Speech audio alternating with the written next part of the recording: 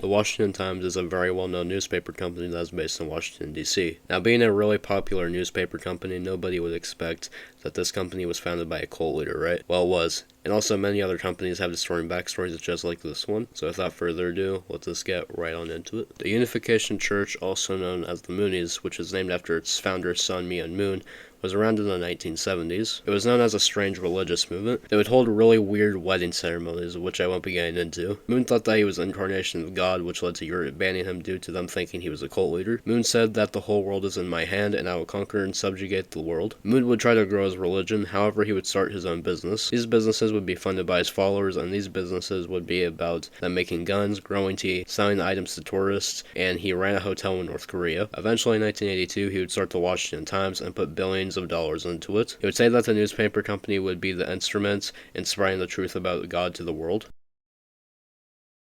In 2016, Wells Fargo was given the 2016 title of the fourth biggest banking corporation in the United States. However, that same year, a big controversy would surround the corporation. Millions of Wells Fargo employees created fake accounts that would be named after their customers without the customers consenting to these accounts being made. Not only this, the bank would forge signatures and would prevent their employees from reaching out to their customers and giving them their routine surveys. Obviously, with all this, it was not looking good for Wells Fargo. They were a massive bank corporation being accused of one of the biggest bank frauds in U.S. history. Thousands of employees were accused of being involved. The reason for creating these accounts was so the company could make its impossible sales quotas. The company was hit with a lot of lawsuits. It was also revealed that the bank was trying to conceal the extent of the fraud. Finally, in 2020, Wells Fargo agreed to pay a $3 billion fine to settle the lawsuits. During 1997 to 2004, Chiquita was the largest producer of bananas. However, it was revealed that the company was paying the AUC, which was a Colombian terrorist organization. They gave them a total of $1.7 million over a course of 100 payments. AUC was responsible for the deaths of thousands of Colombian citizens. Chiquita would use their Colombian subsidiary, Banadex, to pay the AUC. However, it turns out the company wasn't willingly making these payments. The AUC had threatened Chiquita's employees in the Colombian provinces of Urabá and Santa Marta. However, it doesn't mean Chiquita was left on the hook for paying terrorists, because they had to pay a $25 million fine in 2007.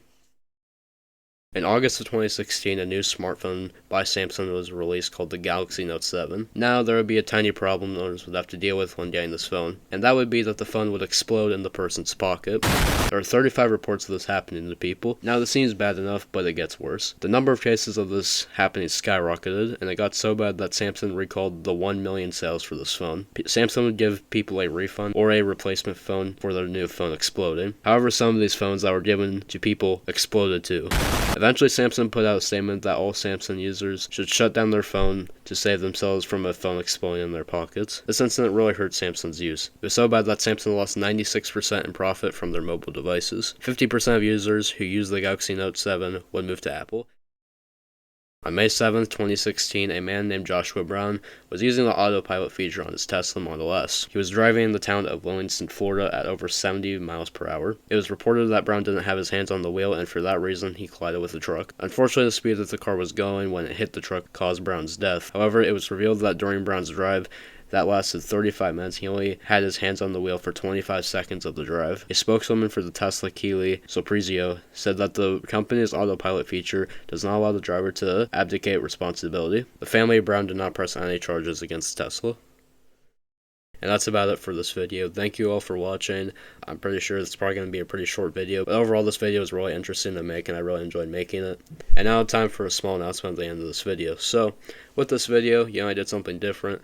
And I've decided from now on I'm not going to be making like creation of classics, failure flops as much as I used to. I'll make them occasionally, but I got some new different type of videos planned. So yeah, this is one of them, and I really hope you enjoyed it. And yeah, thank you all for watching. I'll see you a little later. Have a good one, and goodbye.